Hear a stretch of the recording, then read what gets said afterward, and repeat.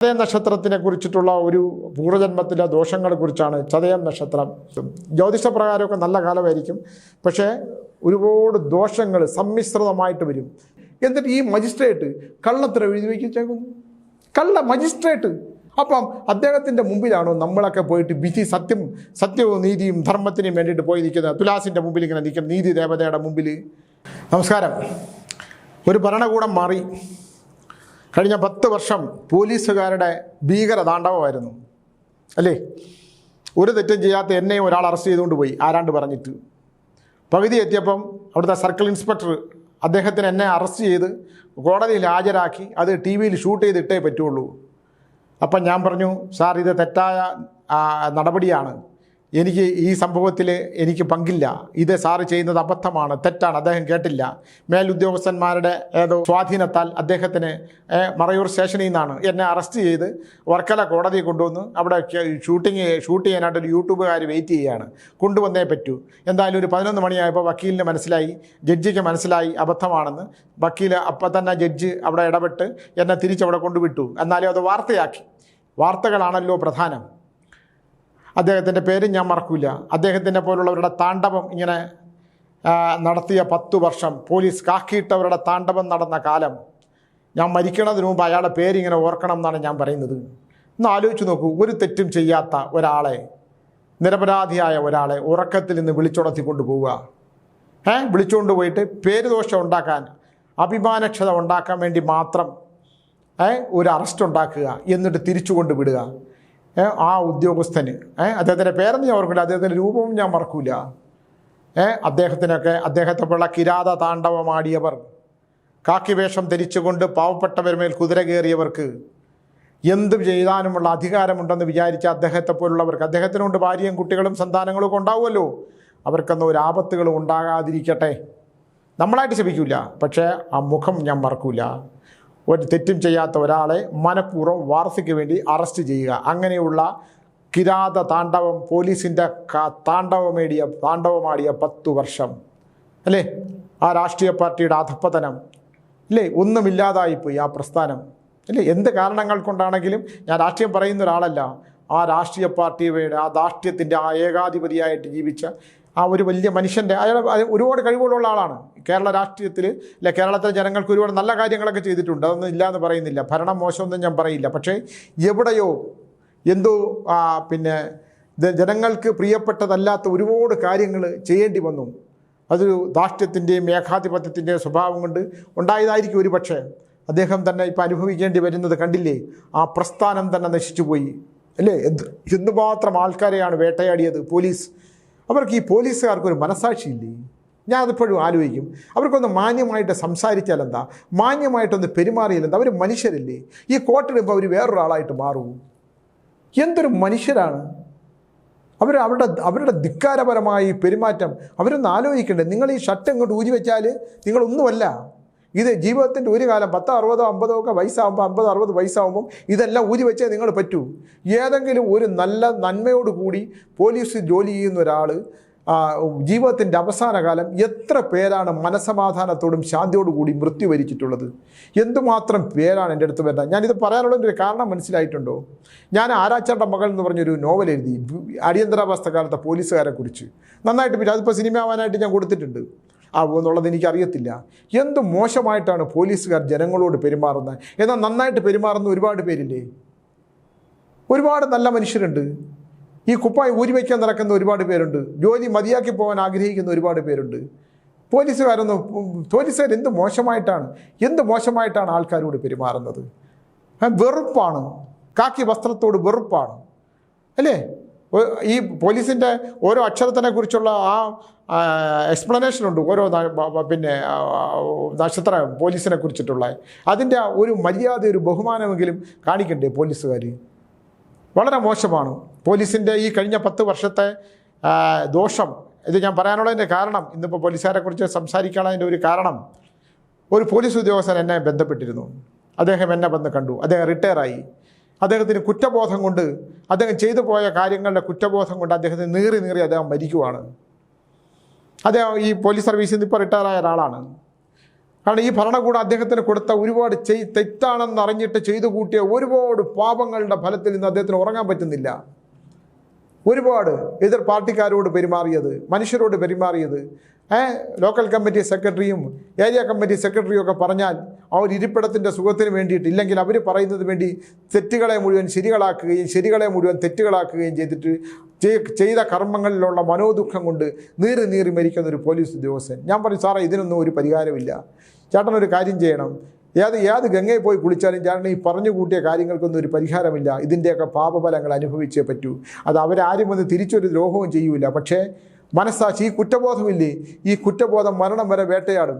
അത് മാത്രമല്ല, നമ്മളൊരാളെ വെറുതെ ഒരു അടിയടിച്ചാൽ പോലും അടിക്കുന്നതിനേക്കാൾ വലുതാണ് കള്ളക്കേസ് കുരുക്കുക എന്നുള്ളത്. എന്തിനാണത് ചെയ്യണേ? കള്ളക്കേസ് കുരുക്കി കൊണ്ടുപോവുക, അറസ്റ്റ് ചെയ്യുക, അപമാനപ്പെടുത്തുക. ഇതിൻ്റെയൊക്കെ പാപം സന്താനങ്ങൾ, അടുത്ത സന്താനങ്ങൾ, 3ാം തലമുറ വരെ നിൽക്കും. ശാപമാണെങ്കിൽ എന്നെപ്പോലെ ഒരു ഉപാസകനായിട്ടൊക്കെ ജീവിച്ച, ഒരു തെറ്റും ചെയ്യാതെ, സമൂഹത്തിനോ ആർക്കും ഒരു തെറ്റും ചെയ്യാതെ അന്തസ്സായിട്ട് ജീവിച്ചുകൊണ്ടിരുന്ന എന്നെ പാതിരാത്രി വിളിച്ചെടുത്ത് കൊണ്ടുപോയ ആ ശാപമുണ്ടല്ലോ, ഞാൻ അതില്ലേ പറഞ്ഞത്. ഞാൻ മനസ്സറിഞ്ഞ് അദ്ദേഹത്തിനെ ശപിച്ചിട്ടില്ല. മറ്റൊരാളുടെ സ്വാധീനത്തിലാണ് ചെയ്തെങ്കിൽ പോലും ഞാൻ അദ്ദേഹത്തിനോട് അത് പറഞ്ഞു. ഇദ്ദേഹത്തിൻ്റെ പേരും ഞാൻ മറക്കൂല, ആ രൂപവും ഞാൻ മറക്കൂല. പക്ഷേ ഈ അനുഭവിക്കാതെ പോകാൻ പറ്റില്ലല്ലോ. നമ്മളെ അനുഭവിച്ച എന്നെ ടീച്ചറേയും കൂടെ അറസ്റ്റ് ചെയ്തുകൊണ്ട് പോയി. എന്ത് കാര്യത്തിലാണ്? ആ സ്ത്രീ ഒന്നും അറിഞ്ഞില്ല. വല്ലതും അറിഞ്ഞതാണോ? നമ്മൾ വല്ലതും അറിഞ്ഞതാണോ? ഒരു കള്ള വാറണ്ട് അതാ മജിസ്ട്രേറ്റ് അതിനേക്കാൾ വലിയ കള്ളത്തരം. മജിസ്ട്രേറ്റ് എന്ത് ചെയ്യുമെന്ന് പറഞ്ഞാൽ പകുതിയായപ്പോൾ തിരിച്ചു വിട്ടല്ലോ. ഞാൻ ഇത് പറഞ്ഞിട്ടുള്ളതാണ്. ആ മജിസ്ട്രേറ്റ് ഞാൻ കോടതി നിർത്തപ്പോൾ ഞെട്ടിപ്പോയി. മജിസ്ട്രേറ്റ് എന്നെ ഇന്ന വർക്കല കോടതിയിൽ ഹാജരാക്കിയിട്ട് എൻ്റെ വക്കീൽ പറഞ്ഞത് പ്രകാരം എന്നെ തിരിച്ചു കൊണ്ടുവിട്ടു എന്ന് അതിനകത്ത് എഴുതി വെച്ചേക്കുന്നു. ഒരു മജിസ്ട്രേറ്റ് കള്ളം എഴുതി വെച്ചേക്കുന്നു. ആലോചിച്ച് നോക്കൂ. കാരണം മജിസ്ട്രേറ്റിനെ പറ്റിയ അബദ്ധമാണ്. ജാമ്യം എടുത്ത് ഒരാൾ നമ്മളൊരു തെറ്റ് ചെയ്തെങ്കിൽ ആ തെറ്റല്ല എന്ന് ബോധ്യപ്പെടുത്താൻ കോടതിയിൽ നമ്മൾ ജാമ്യം എടുത്ത് നിൽക്കണം. അങ്ങനെ തെറ്റല്ല എന്ന് ബോധ്യപ്പെടുത്താൻ ജാമ്യം എടുത്ത് നിൽക്കുന്ന ഒരാളെ കള്ള വാറണ്ടുണ്ടാക്കി ജാമ്യമില്ല ഇത് നിൽക്കുകയാണ്, ഒളിച്ച് താമസിക്കുകയാണെന്ന് പറഞ്ഞ് പാതിരാത്രി കാന്തല്ലൂർ പോലുള്ള ആശ്രമത്തിൽ നിന്ന് കൊടും തണുപ്പത്ത് ഇരുട്ടത്ത് വെളുപ്പിന് അറസ്റ്റ് ചെയ്തുകൊണ്ട് പോകണു. എന്നിട്ട് അത് ഷൂട്ട് ചെയ്ത് ടി വിയിലിടുന്നു. അതിനൊരു അവസ്ഥ ഉണ്ടാക്കുന്നു. എന്നിട്ട് പകുതി വെച്ചിട്ട് ഈ മജിസ്ട്രേറ്റിന് തന്നെ അബദ്ധമാണെന്ന് മനസ്സിലായിട്ട് തിരിച്ചു കൊണ്ടുവിടാൻ പറഞ്ഞ് എല്ലാ സംഭവങ്ങളും എൻ്റെ മുഴുവൻ രേഖകളുമുണ്ട്. എന്നിട്ട് ഈ മജിസ്ട്രേറ്റ് കള്ളത്തരം എഴുതി വയ്ക്കിച്ചേക്കുന്നു. മജിസ്ട്രേറ്റ്.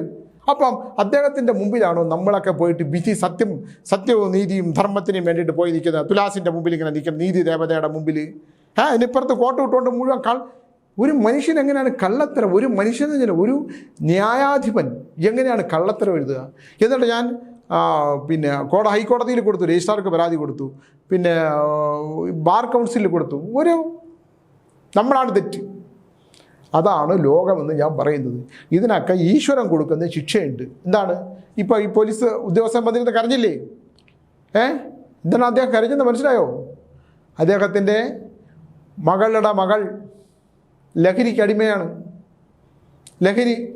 അപ്പം ഞാൻ ചോദിച്ചു, ചേട്ടാ നിങ്ങൾ ലഹരി വിൽക്കുന്നവൻ്റെ നിന്ന് പൈസ വാങ്ങിച്ചിട്ടുണ്ടോ? നിശബ്ദനാണ്. ലഹരി വിൽക്കുന്നവൻ ഒരു തുക കൊണ്ട് തരൂല്ലേ അവിടെ ലഹരി വിൽക്കാൻ?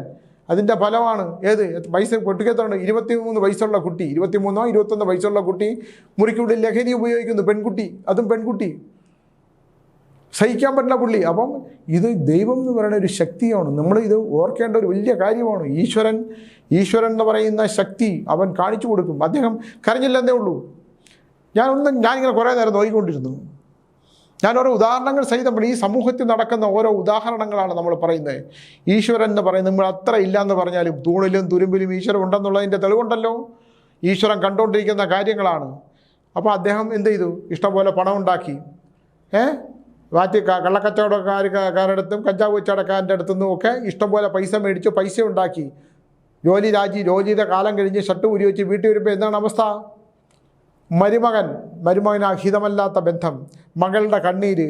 23 വയസ്സുള്ള മകൻ ലഹരി ഉപയോഗിക്കുന്നു. ചെറിയ മകൻ, അവൻ ക്ലാസ്സിൽ പോകുന്നില്ല, അവൻ ലഹരിയൊന്നും ഉപയോഗിക്കില്ല, അവന് പഠിക്കണ്ട. അപ്പം ആ മനോദുഃഖം അനുഭവിക്കാൻ ആരാ? ദേഹം കാരണം. എൻ്റെ അടുത്ത് വന്നെന്തിനെന്ന് അറിയുമോ? എങ്ങനെങ്കിലും ഒരു പരിഹാരം ഉണ്ടാക്കി തരണം സ്വാമി, ശവത്തിൽ കുത്തരുത്. എന്നാൽ ഞാൻ പുള്ളി ശവമായി. അതുകൊണ്ട് പോലീസ് ഉദ്യോഗസ്ഥന്മാർ കാക്കി വസ്ത്രം ഇട്ട് കഴിയുമ്പോൾ സാധാരണപ്പെട്ട പാവപ്പെട്ട ജനങ്ങളോട് കാണിക്കുന്ന നീതികേടിന്, അവരെ വേദനിപ്പിക്കുന്നതിന്, അവരോട് കാണിക്കുന്ന കള്ളത്തരത്തിന്, അവരെ പീഡിപ്പിക്കുന്നതിനെല്ലാം ഈശ്വരൻ ചോദിക്കുന്ന ചോദ്യങ്ങൾക്ക് ഉത്തരം പറയാൻ പറ്റുമെങ്കിൽ മാത്രമേ നിങ്ങൾ ഈ ജോലിയിൽ തുടർന്ന് പോകാവുള്ളൂ. ഒരുപാട് ഈ 10 വർഷത്തെ കമ്മ്യൂണിസ്റ്റ് ഭരണപാഠത്തിൽ പിണറായി വിജയൻ സഖാവിൻ്റെ ഭരണകൂടത്തിനകത്ത് കാണിച്ചു കൂട്ടിയതിനെല്ലാം തിരിച്ച് നമ്മൾ കാണുന്ന ഒരു കാഴ്ചയുണ്ട്. ഇനിയിപ്പം ഒരു 5 വർഷം ഇനി കാണുന്ന കിരാതവാഴ്ച എങ്ങനെയാണെന്ന് നമുക്ക് അറിഞ്ഞുകൂടാ. ആരാണെങ്കിൽ പോലും ഏത് ഭരണകൂടത്തിൻ്റെയും ഏത് ഭരണാധികാരിയുടെയും സ്വകാര്യ സ്വത്തായിട്ട് പോലീസുകാർ വിചാരിച്ചാൽ അവർക്കെല്ലാം ഇവരെല്ലാം അങ്ങ് പോവും. പോയിട്ട് എന്താണ്, ഭഗവാന്റെ ഒരു ധർമ്മവും നീതിയും നിലനിർത്താൻ പറ്റുന്ന ഭഗവാന്റെ ഒരു പിന്നെ നീതിയുണ്ട്. ആ നീതിക്കകത്ത് പെട്ടുപോയി കഴിഞ്ഞാൽ അനുഭവിച്ചേ പറ്റുള്ളൂ. അതുകൊണ്ട് പോലീസ് ഉദ്യോഗസ്ഥന്മാരോട് എനിക്ക് പറയാനുള്ളത്, കുറച്ചുകൂടെയൊക്കെ മര്യാദയായിട്ട് ജനങ്ങളോട് പെരുമാറുകയും ഈ ഇട്ടേക്കുന്ന വസ്ത്രം ഒരുവിടെ ജോലിയുടെ ഭാഗമാണെന്നും ആ ജോലിയുടെ ഭാഗമായതുകൊണ്ട് തന്നെ അത് മാന്യതയോടും കൂടി പെരുമാറേണ്ടതും തിരിച്ചറിഞ്ഞാൽ വളരെ നല്ലത്. ചില വക്കീലന്മാർ കാണിക്കുന്നത് എന്തോ ഒരിതാണ്, മനസാക്ഷിയില്ലാതെ പെരുമാറുന്നത് എന്നോട് പറയും. ഞാനത് കേട്ടോണ്ടിരിക്കും. അവർ കറുത്ത കോട്ടിടുക മാത്രമല്ല ചെയ്യുന്നത്. നല്ല വക്കീലന്മാരില്ലേ, മനസാക്ഷിയുള്ളവരില്ലേ, ക്ലയൻറ്റിനെ ചേർത്ത് പിടിക്കുന്നവരില്ലേ, എത്രയോ കാലം ഒരു സുഖം പോലും വാങ്ങിക്കാതെ കേസ് പറയുന്നവരില്ലേ. അപ്പോൾ എല്ലാ ഭാഗത്തും ഇത്തരം ആൾക്കാരുണ്ട്. നമ്മളൊന്ന് ചിന്തിച്ചാൽ വളരെ സമാധാനവും ശാന്തിയുമായിട്ടൊക്കെ ജീവിക്കാൻ, ജീവിതത്തിൽ ഒരു പനി വന്നാൽ തീരുന്നത്, ശ്വാസം വന്ന് നിലച്ചു പോകുന്നത് എപ്പോഴാണെന്ന് നമുക്കറിയാൻ പറ്റില്ല, ഞാൻ എപ്പോഴും പറയുന്ന പോലെ. അതുകൊണ്ട് വളരെ കുറച്ചുകൂടെയൊക്കെ മനുഷ്യരോട് ദയയായിട്ടൊക്കെ പെരുമാറുകയും നമുക്ക് ചുറ്റുമുള്ളവരോട് നമുക്ക് സ്നേഹത്തോടും ദയാനുഭൂതിയോടും ദുഃഖം അനുഭവിക്കുന്നവർക്ക് ഒരു നോട്ടം കൊണ്ടോ ഒരു സ്പർശം കൊണ്ടോ ഒന്ന് ചേർത്ത് പിടിച്ചാൽ ഒരു സമാധാനം കൊടുക്കാൻ പറ്റിയാലൊക്കെ ഈശ്വരൻ്റെ കടാക്ഷമുണ്ടാവും. അല്ലാതെ നമ്മൾ അമ്പലത്തിൽ പോയി ഇന്ന് കുറേ ഭസ്മമാരിയുടെ തൊഴുതുകൊണ്ട് നിർന്ന ഒരു കാര്യമില്ല.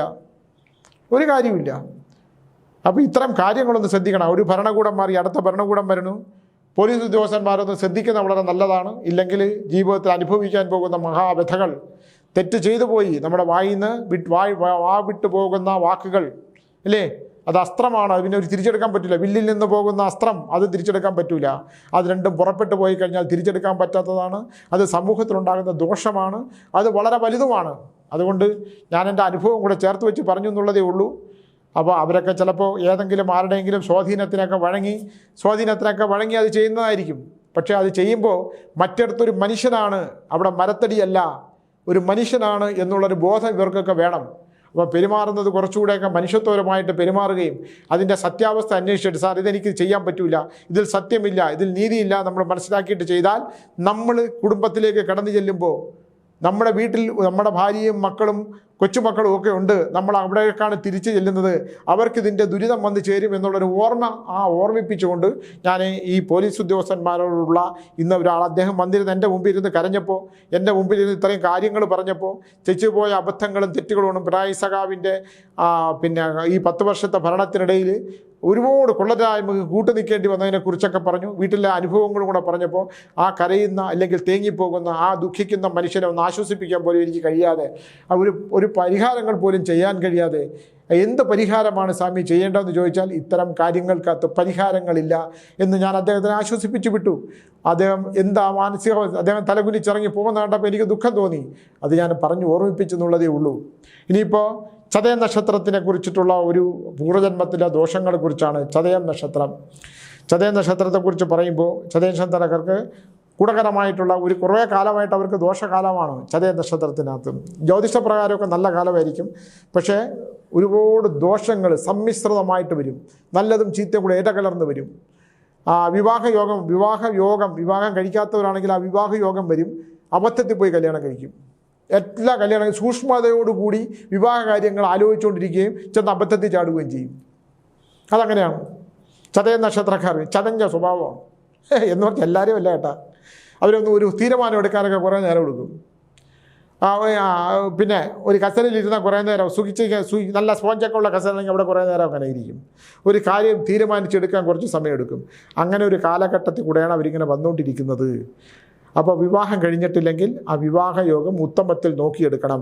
ചതയ നക്ഷത്രം വീട്ടിലുണ്ടെങ്കിൽ ആദ്യം ചെയ്യേണ്ടത് സ്വന്തം ഗൃഹമാണെങ്കിൽ ആ ഗൃഹത്തിനകത്ത് ഒരു സുദർശന ഹോമം ചെയ്യുകയും ആ വീടിൻ്റെ വാസ്തു പരിശോധിക്കുകയും ചെയ്യണം. രണ്ടാമത്തെ കാര്യം, വീടിൻ്റെ നടയിൽ കൊണ്ടുവന്ന് ചെരുപ്പ് വെളിയിൽ നിന്ന് വരുമ്പം വീടിൻ്റെ പടിക്കെട്ടി കൊണ്ടുവന്ന് വീടിൻ്റെ നേരെ കൊണ്ടുവന്ന് ചെരുപ്പിടരുത്. ചെരുപ്പ് വീടിൻ്റെ ഒരു വശത്തേക്ക് മാറ്റിയിടണം. വാസ്തു സംബന്ധമായ ദോഷങ്ങളുണ്ടെങ്കിൽ അത് പരിഹരിക്കണം. ചതയ നക്ഷത്രത്തിൻ്റെയാണ്. ചതയ നക്ഷത്രത്തിലെ സ്ത്രീകളാണെങ്കിൽ വാക്കുകൾ വളരെ സൂക്ഷിച്ച് ഉപയോഗിക്കണം. വെള്ളം ജലാശയത്തിൽ കൂടെ നടക്കും. ജലാശയത്തിൽ പോയി ഇറങ്ങി കൊടുക്കരുത്. അടുക്കള ഭാഗത്തൊക്കെ ജലം കെട്ടിക്കിടക്കുന്നതാണെങ്കിൽ വീഴ്ചയ്ക്കുള്ള സാധ്യത ഉള്ളത് കൊണ്ടൊന്ന് ശ്രദ്ധിക്കണം. അഗ്നി സൂക്ഷിക്കണം. അഗ്നി, തീയും പുകയും വെള്ളവും അത് സൂക്ഷിക്കേണ്ട. അടുത്ത 30 ദിവസത്തേക്ക് അത് മൂന്നും ശ്രദ്ധിക്കേണ്ട ഒരു കാലഘട്ടമാണ്. മറ്റൊരു കാര്യം എന്താണെന്ന് വെച്ചാൽ, ഇവരുടെ മനസ്സും ശരീരവും രണ്ടായിട്ടാണ്. ഇപ്പോൾ അടുക്കള ജോലി ചെയ്യുമ്പോഴും ഭർത്താവിനെക്കുറിച്ചോ മക്കളെക്കുറിച്ചുള്ള ചിന്ത മാത്രമാണ്. പെൺകുട്ടികളുണ്ടെങ്കിൽ പെൺകുട്ടികളുമായിട്ട് ബന്ധിച്ച് കിടക്കും. അതേ നക്ഷത്രക്കാർ പെൺകുട്ടികളായിട്ട് ബന്ധനത്തിൽ കിടക്കും മനസ്സ്. പിന്നെ പെൺകുട്ടികളുടെ കുറിച്ചിട്ടുള്ള ആവശ്യമില്ലാത്ത ഭയം ഉണ്ടാകുക, മക്കളെക്കുറിച്ചിട്ടുള്ള ആവശ്യമില്ലാത്ത ഭയം ഉണ്ടാക്കുക. ഇനി ചതയ നക്ഷത്രത്തിലുള്ള പെൺകുട്ടികളാണെങ്കിൽ അവർക്ക് പ്രണയരോഗം ഉണ്ടാകുന്ന ഒരു കാലഘട്ടമാണ്. ഏതെങ്കിലും ഒരു പുരുഷനെ ഇഷ്ടപ്പെടുന്ന ഒരു പുരുഷനോട് സൗഹൃദം ഉണ്ടാക്കുന്ന ഒരു കാലഘട്ടമുണ്ട്. പോയി അബദ്ധത്തിൽ ചാടരുത്. ഇഷ്ടമൊക്കെ കുഴപ്പമില്ല, സൗഹൃദം ഉണ്ടാക്കുന്നതിനും കുഴപ്പമില്ല. മുറിവേക്കരുത്, മനസ്സിന് മുറിവേക്കരുത്, ശരീരത്തിന് മുറിവേക്കരുത്. ചതയ നക്ഷത്രക്കാരെ വരുന്ന 30 ദിവസം ശ്രദ്ധിക്കണം. വാഹനങ്ങൾ ശ്രദ്ധിക്കണം. നഖം വെട്ടുമ്പോൾ കൈ ചോര പൊടിയാനുള്ള സാധ്യതയുണ്ട്. സ്ത്രീകൾക്കാണെങ്കിൽ പീരീഡ് സംബന്ധമായിട്ടുള്ള വിഷയങ്ങൾക്ക് ബ്ലോക്ക് വരാനുള്ള സർപ്പദുരിതം കലശലായിട്ടുണ്ടാകാനുള്ള സാധ്യതയുള്ളത് കൊണ്ട് സർപ്പമന്ത്രം ജപിക്കുകയും അത്തരത്തിലുള്ള ചികിത്സയും കൂടെ ആവശ്യമായിട്ട് വരും. കാരണം ചതയ നക്ഷത്രക്കാർക്ക് സർപ്പദുരിതം വന്നു ചേരുന്നൊരു സമയമായതുകൊണ്ട് അത്തരം കാര്യങ്ങളൊന്നും ശ്രദ്ധിക്കുന്നത് വളരെ നല്ലതാണ്. അടുത്ത് സർപ്പക്കാവുകളൊക്കെ ഉണ്ടെങ്കിൽ ആയില്യ ദിവസം പോയിട്ട് അവിടെ സർപ്പപരിഹാരങ്ങൾ ചെയ്യുന്നത് നല്ലതാണ്. പുരുഷന്മാരായിട്ടുള്ള ആൺകുട്ടികളാണെങ്കിൽ വാഹനത്തിൽ കമ്പുകരി വേഗത്തിൽ വാഹനങ്ങൾ ഓടുകയും വാഹനത്തിൽ നിന്ന് വീഴ്ചയുണ്ടാകാനും ഉള്ള സാധ്യതയുണ്ട് എന്ന് വിചാരിച്ച് നല്ല ഒരുപാട് കാര്യങ്ങൾ ഇതിൻ്റെ കൂടെയുണ്ട്. ഞാൻ ഇതിൻ്റെ അബദ്ധങ്ങൾ മാത്രം പറയാണ്. സ്വാമി എല്ലാവരുടെയും ആപത്തുകൾ മാത്രമേ പറയുന്നുള്ളൂ. ആപത്താണ് പറയേണ്ടത്. ഐശ്വര്യവും സമ്പത്തും ക്ഷേമവും രാജയോഗവും നിങ്ങൾ കോടീശ്വരനാവുന്നൊക്കെ ഒരുപാട് ജ്യോതിഷ പണ്ഡിതന്മാർ നമ്മളെ വീഡിയോയിൽ കൂടെ ഇരുന്ന് പറയുന്നുണ്ട്. ഞാൻ പൂർവ്വജന്മത്തിലെ സമയം കടന്നു പോകുന്ന വഴി മാത്രം എടുത്തിട്ടാണ് പറയുന്നത്. പൈസ ഏതെങ്കിലും ഇൻവെസ്റ്റ് ചെയ്യുന്നുണ്ടെങ്കിൽ, ഏതെങ്കിലും പൈസ നമ്മൾ ഏതെങ്കിലും സാധനത്തിൽ ഇൻവെസ്റ്റ് ചെയ്യുന്നുണ്ടെങ്കിൽ അതൊന്ന് ശ്രദ്ധിച്ച് ചെയ്യണം. ദോഷം വരില്ല. എന്നാലും നിങ്ങൾക്ക് ചെയ്യാൻ പറ്റുന്ന തൊഴിലാണോ എന്ന് ഏതെങ്കിലും ജ്യോതിഷ പണ്ഡിതനുണ്ട്. എൻ്റെ കർമ്മമേഖലകളിൽ കൃത്യം ഈ കർമ്മമാണോ എന്ന് എനിക്ക് പറഞ്ഞിട്ടുള്ളത്, ഈ കർമ്മത്തിലൂടെ എനിക്ക് സഞ്ചരിക്കാൻ പറ്റും. വിദ്യ മുടങ്ങാനുള്ള കാലഘട്ടമുണ്ട്. വിദ്യാഭ്യാസം ഉണ്ടായിരുന്നെങ്കിൽ ആ വിദ്യയ്ക്ക് അലസത ഉണ്ടാകാനും അത് മുടങ്ങാനുമുള്ള സാധ്യതയുണ്ട്. മനസ്സിന് ഒരു ഊർജ്ജം വരില്ല. അത് ഒരു 90 ദിവസമായിട്ടുണ്ട് പുറകിലോട്ട് എടുത്തു കഴിഞ്ഞാൽ. അപ്പോൾ ഇത്തരം കാര്യങ്ങളും ശ്രദ്ധിക്കണം. കണ്ണൊന്ന് ചെക്ക് ചെയ്യുന്നത്, കണ്ണും പല്ലും ഒന്ന് ചെക്ക് ചെയ്യുന്നത് നല്ലതാണ്.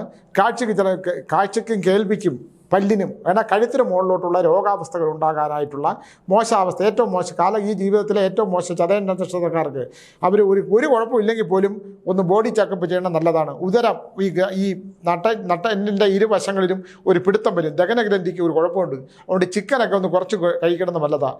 എരിവുള്ള സാധനങ്ങളും ചിക്കനും ഒക്കെ ഒന്ന് കുറച്ച് കഴിച്ചാൽ ഒരുപാട് മാറ്റങ്ങളുണ്ടാകും, ശാരീരികമായ ആവശ്യതകളുണ്ടാകും. പക്ഷേ ഒരുപാട് നല്ല ഗുണങ്ങളും കൂടെ ഉണ്ട്. നല്ല സൗഹൃദങ്ങൾ ഉണ്ടാകാനുള്ള സാധ്യതയുണ്ട്. വിവാഹം നടക്കാത്ത ആൾക്കാരാണെങ്കിൽ വിവാഹ യോഗത്തിനുള്ള സാധ്യതയുണ്ട്. അത് നല്ല മാട്രിമോണിയലാണെങ്കിൽ പെട്ടത് തന്നെ. മാട്രിമോണിയലായിട്ടുള്ള ബന്ധങ്ങൾ ജനങ്ങൾ അവസാനിപ്പിക്കണമെന്നാണ് ഞാൻ ഉറപ്പിച്ച് പറയുന്നത്. അത് നിങ്ങളെ വഞ്ചിക്കും പറ്റിക്കും. ഒരു മാട്രിമോണിയൽ ബന്ധങ്ങളും ശാശ്വതമല്ല. നിങ്ങളെ പറ്റിക്കാൻ വേണ്ടിയിട്ടുള്ളതാണ്, ചെയ്യരുത്. മാട്രിമോണിയൽ ബന്ധങ്ങൾ പോകരുത്. മാട്രിമോണിയൽ ബന്ധങ്ങളാണെങ്കിൽ ഉത്തമമായ ജാതകമാണോ നോക്കണം. കള്ള ജാതകങ്ങളാണ് വരുന്നത്. ഒരിക്കലും മുൻകൂട്ടി ജാതകങ്ങൾ അയച്ചു കൊടുക്കുകയും ചെയ്യരുത്. അയച്ചു കൊടുത്താൽ അതിനനുസരിച്ചുള്ള ജാതകം അപ്പുറത്തുണ്ടാക്കി ചേർത്ത് കല്യാണം നടത്തി പൈസയും മേടിച്ച് ജീവിതം നല്ല കുഞ്ഞുങ്ങൾ ജനിക്കൂല. നല്ല കുഞ്ഞുങ്ങൾ അത് ജാതകം നമ്മൾ വളരെ ഇപ്പോൾ 2 പേരും ഞാനും പറഞ്ഞിട്ടുള്ള 3 പേര് കല്യാണം കഴിക്കരുത്, വിവാഹം കഴിക്കരുത്, മഹേന്ദ്രപുരത്ത് സന്താനങ്ങൾക്ക് ദോഷം ഉണ്ടാകുമെന്ന് പറഞ്ഞിട്ട് കെട്ടി കുട്ടികൾക്ക് അംഗവൈകല്യമുള്ള കുട്ടികൾ ജനിച്ചു. പിന്നെ പറഞ്ഞിട്ട് കാര്യമുണ്ടോ? എന്നാലും ജീവിതകാലം മൊത്തം ഈ പ്രണയവും ഇഷ്ടവും ഒക്കെ പോവും. എൻ്റെ പ്രാണനാണ്, ഇനി എൻ്റെ പ്രാണനില്ലെങ്കിൽ നീ ഇല്ലെങ്കിൽ എനിക്ക് ജീവനില്ല, ഞാൻ മരിച്ചു പോകുന്നൊക്കെ പ്രാണനൊക്കെ പോയിട്ട് കൊട്ടിയെടുക്കാൻ പോലും ആരും കാവില്ല. ഒരു അംഗവൈകല്യമുള്ള കുട്ടി വീട്ടിലുണ്ടായുള്ള ഒരു ബുദ്ധിമുട്ട്, ഒരു കുഞ്ഞ് വല്ലതും പിഴച്ചതാണോ? അതുകൊണ്ട് ചേരുന്ന ഗ്രഹങ്ങൾ മാത്രമേ ചേരാവുള്ളൂ. ഉത്തമമായ ജാതകം മാത്രമേ ചേർക്കാവുള്ളൂ. വിവാഹ ബന്ധങ്ങൾ എല്ലാ മതജാതയുടെ ആസ്ഥാനത്തിലും ക്രിസ്ത്യാനി സമൂഹത്തിൽപ്പെട്ടവർ നോക്കുന്നില്ല എന്ന് പറഞ്ഞു, മുസ്ലിം സമൂഹത്തിൽപ്പെട്ടവർ നോക്കുന്നില്ല എന്ന് പറഞ്ഞു. ഞാൻ ഇതെല്ലാം എൻ്റെ മുമ്പിൽ വന്ന ജാതകങ്ങൾ വളരെ വ്യക്തമായിട്ട് പരിശോധിച്ച് ഉത്തമമായി ജീവിക്കാത്തവരുടെ ജാതകങ്ങളെല്ലാം പോലും അടുത്തുപോലും വെക്കാൻ പറ്റാത്തവയാണ്. അതുകൊണ്ട് വളരെ ശ്രദ്ധിക്കണം. ചതയം നക്ഷത്രത്തിൻ്റെ ഫലങ്ങൾ നമ്മൾ പറയുമ്പോൾ കഴുത്തിന് മുകളിലോട്ടുള്ള രോഗാവസ്ഥകളെക്കുറിച്ച് ചിന്തിക്കണം. പിന്നെ നിങ്ങൾക്ക് കുറച്ച് ബുദ്ധി കൂടുതലാണ്. ആ ബുദ്ധി ചെണ്ടുന്ന അബദ്ധത്തിൽ ബുദ്ധി കിണറ്റിലെ കൊണ്ട് മുട്ടയിടുമെന്നുള്ളത് പറഞ്ഞതുപോലെ നിങ്ങളുടെ ബുദ്ധിയൊക്കെ 2 പ്രാവശ്യം ഒന്ന് ചിന്തിച്ചിട്ട് ഓരോ കാര്യങ്ങൾ ചെയ്താൽ ഉത്തമത്തിലുണ്ടാവാം. പിന്നെ പ്രണയ സാഫല്യങ്ങൾ നടക്കുന്ന കാലഘട്ടമാണ്. അത് പ്രണയം ഉത്തമമാണോ എന്ന് മാത്രം നിങ്ങൾ സ്വയം ചിന്തിച്ചിട്ട് ചെയ്യുക. രണ്ടാമത് ഉള്ള ഒരു പ്രശ്നം വസ്ത്രങ്ങളോടുള്ള ഒരു ഭ്രമം ഉണ്ടാവും. വസ്ത്രങ്ങളോടും പിന്നെ ഇപ്പോൾ മോദി പറഞ്ഞിട്ടുണ്ട് സ്വർണ്ണം കുറച്ച് ഉപയോഗിക്കാവുമെന്ന്. അതുകൊണ്ട് സ്വർണ്ണമൊക്കെ വളരെ കുറച്ച് ഉപയോഗിക്കുക. സ്വർണ്ണത്തിനോടുള്ള ഭ്രമം വരും. വസ്ത്രങ്ങളോട് സൗന്ദര്യ വസ്തുക്കളോട് ഭ്രമം ഉണ്ടാകുന്നൊരു കാലഘട്ടമുണ്ട്. നഖങ്ങൾ ഒന്ന് സൂക്ഷിക്കണം. നഖങ്ങളിൽ കൂടെ കുഴിനഖങ്ങൾ ഉണ്ടാകുക, നഖങ്ങൾ കേടുണ്ടാകുന്ന ഒരു കാലഘട്ടമാണ് നമ്മൾ കടന്നു പോകുന്നത്. അതുകൊണ്ട് ഒരുപാട് നല്ല ഗുണങ്ങളോടുകൂടി ഞാൻ പൂർവ്വജന്മ ദോഷങ്ങളും കൂടെ പറഞ്ഞിട്ടുണ്ട്. വീട് വെക്കുന്നവരാണെങ്കിൽ വീടിന് തടസ്സം ഉണ്ടാകാനും ഭൂമി ഉത്തമമാണോ നോക്കണം. ഭൂമി വെക്കുന്ന വീടിൻ്റെ വാസ്തു ഒന്ന് പ്രത്യേകിച്ച് നോക്കണം. പിന്നെ കൃഷ്ണതുളസി വെക്കുന്നത് നല്ലതാണ്. വീടിൻ്റെ മുറ്റത്ത് കൃഷ്ണതുളസി ഉണ്ടെങ്കിൽ ആ തുളസി വളർത്തുന്നത് വളരെ നല്ലതായിരിക്കും. കൂവളം വളർന്നു വന്നിട്ടുണ്ടെങ്കിൽ അത് വെട്ടിക്കളയരുത് തൽക്കാലം. അത് ഏതെങ്കിലും ആരെങ്കിലും ജ്യോതിഷന്മാരെ കണ്ടിട്ട് ചതയം നക്ഷത്രക്കാരുള്ള വീട്ടിൽ കൂവളം നിൽപ്പുണ്ടെങ്കിൽ ആ കൂവളം നിൽക്കുന്ന വീട്ടിലുള്ളവർ കൂവളം നമ്മൾ അറിയാതെ വെട്ടിക്കളയരുത്. പിന്നെ രണ്ടാമത് ഇഴജന്തുക്കൾ, അടുക്കളയുടെ ഭാഗത്തൂടെ ഇഴജന്തുക്കൾ ചേരയോ പാമ്പൊക്കെ വന്നു പോകുന്നതാണോ നോക്കണം. കാരണം ശിവസാന്നിധ്യം കാണുന്നുണ്ട്. ചതയം നക്ഷത്രക്കാർ ശിവക്ഷേത്രത്തിൽ പോകുന്നതും ധാരം നടത്തുന്നതും പിന്നെ കൂവളമാല കെട്ടിയിടുന്നതൊക്കെ വളരെ നല്ലതായും. ഗുരുവായൂർ വല്ല നേർച്ച നേർന്നിട്ടുണ്ടെങ്കിൽ അത് അങ്ങ് പരിഹാരം ചെയ്തേക്കണം. ചതയം നക്ഷത്രക്കാർ അയ്യപ്പൻ പുരുഷന്മാർ വല്ല ശബരിമലയിൽ മാല ഇട്ടിട്ട് ഊരി വെച്ചിട്ടുണ്ടെങ്കിലും ശബരിമലയിൽ പോകാമെന്ന് മനസ്സുകൊണ്ട് നേരത്തെ നേർന്നിട്ടുണ്ടെങ്കിലും എന്തെങ്കിലും നേർച്ച പെൻഡിങ്ങിലായി കിടപ്പാണെന്നുണ്ടെങ്കിലും പെൻഡിങ്ങിലായിട്ടുണ്ടെങ്കിലും എല്ലാ നേർച്ചകളും പൂർണ്ണമാക്കണം. പെൺകുട്ടികൾ ഭർത്താക്കന്മാരോട് പെരുമാറുമ്പോഴും ഭർത്താക്കന്മാർ ഭാര്യമാരോട് പെരുമാറുമ്പോഴും കുറച്ച് സംയമനം പാലിക്കണം, നല്ലതാണ്. കാരണം ഈ സൂര്യഗ്രഹണം പോലെ വരുന്ന സമയത്ത് രക്തത്തിന് തിളപ്പിത്തിരി കൂടുതലായതുകൊണ്ട് രക്തം തിളയ്ക്കുന്ന കുറേ സ്വഭാവ വിഷയങ്ങൾ വന്നേ പറ്റുള്ളൂ. അപ്പോൾ അടിപിടികളൊക്കെ ഒന്നും ഉണ്ടാകാതിരിക്കുക. മദ്യപിക്കുന്ന പുരുഷന്മാരാണ് എങ്കിൽ ഒന്ന് ശ്രദ്ധിച്ചില്ലെങ്കിൽ ലിവറിന് കംപ്ലൈൻറ്റ്, ഉദരരോഗം ഉണ്ടാകാനുള്ള സാധ്യതയല്ല, ഉദരരോഗം ഉണ്ടായിരിക്കും. അപ്പോൾ ചതയം നക്ഷത്രക്കാർ മദ്യപാനം നിർത്തുക. മദ്യപിക്കലെന്ന് പറഞ്ഞ ആരാണ് ശ്രീനാരായണ ഗുരു. അതുകൊണ്ട് മദ്യപാനം ചതയം നക്ഷത്രക്കാർക്ക് പറഞ്ഞിട്ടില്ല എന്നുള്ളതാണ്. അത് മദ്യപിക്കുന്നുണ്ടെങ്കിൽ ഉണ്ടാകുന്ന ആരോഗ്യപരമായിട്ട് പ്രശ്നത്തിന് ഉദരരോഗം, ലിവർ കംപ്ലൈൻറ്റ് ഉണ്ടാകുന്ന കാര്യത്തിൽ ഞാൻ വേണമെങ്കിൽ എഴുതിത്തരാം. എൻ്റെ അടുത്ത് വന്നാൽ നിങ്ങൾക്ക് ഉദരരോഗം സംബന്ധിച്ച് ഉദരരോഗം ഉണ്ടായിരിക്കും. അതുകൊണ്ട് മദ്യപാനം കുറയ്ക്കുക, അത് നിർത്തുക, കുറച്ചിട്ട് നിർത്തുക. ചതയം നക്ഷത്രക്കാരും മദ്യം തൊടാനേ പാടില്ല എന്നാണ് എൻ്റെ അഭിപ്രായം. കുടുംബത്തിൽ ആർക്കെങ്കിലും ക്യാൻസർ ബാധ വന്നിട്ടുണ്ടെങ്കിൽ നാഗപരിഹാരങ്ങൾ, ക്യാൻസർ ബാധ വന്ന് മരിച്ചിട്ടുണ്ടെങ്കിൽ പിന്നെ നമ്മൾ എന്താ ചെയ്യേണ്ടതെന്ന് വെച്ചാൽ നാഗപരിഹാരങ്ങൾ ചെയ്യണം. കളപിഴുത്ത് പാട്ട് നടത്തുന്നിടത്ത് പോയിട്ട് പെൺകുട്ടികളാണെങ്കിൽ കളത്തിലിരുത്താൻ പറ്റുമെന്ന് അവരുടെ അടുത്ത് ചോദിച്ചിട്ട് കളത്തിലിരുത്തണം. ചിലപ്പോൾ നാഗസാന്നിധ്യം ഉണ്ടായി ആടുകയൊക്കെ ചെയ്യും. അതുകൊണ്ട് ചതയം നക്ഷത്രത്തിൽ കാണുന്ന പെൺകുട്ടികൾക്ക് നാഗത്തിൻ്റെ അനുഗ്രഹം ഉണ്ടായിക്കഴിഞ്ഞാൽ ഒരുപാട് മാറ്റം ഉണ്ടാകും. വിരലുകൾക്ക് വേദനയും വിരലുകൾക്ക് നീരവും പിന്നെ ആമവാദം പോലുള്ള രോഗത്തിനുള്ള സാധ്യത ഉള്ളതുകൊണ്ട് അത്തരം കാര്യങ്ങളൊക്കെ ഒന്ന് ആയുർവേദ ചികിത്സ ചെയ്യുന്നതൊക്കെ വളരെ നല്ലതാണ്. എന്ന് പറഞ്ഞാൽ ഒരുപാട് നല്ല ഗുണങ്ങളോടൊപ്പം പൂർവ്വജന്മത്തിലെ ദോഷങ്ങളിലൂടെ കടന്നുകൊണ്ടുകൊണ്ട് ഞാൻ പറഞ്ഞു വന്നതേ ഉള്ളൂ. എല്ലാവർക്കും ആരോഗ്യപരമായിട്ടുള്ള ഒരു മനസ്സും ആരോഗ്യമുള്ള ശരീരവും ആരോഗ്യമുള്ള കർമ്മങ്ങളും എല്ലാം ഉണ്ടാകട്ടെ. ദൈവാനുഗ്രഹം ഉണ്ടാകട്ടെ, നന്മയുണ്ടാകട്ടെ. നന്മയുള്ള മനസ്സുള്ളവരോടുകൂടെ ഒരുമിച്ച് ജീവിക്കാൻ പറ്റട്ടെ. എല്ലാ സൗഹൃദങ്ങൾക്കും നന്ദി പറഞ്ഞുകൊണ്ട് DNA പ്രേക്ഷകർക്ക് ഒരിക്കൽ കൂടി നന്ദി പറഞ്ഞുകൊണ്ട് നിർത്തുന്നു. നന്ദി, നമസ്കാരം.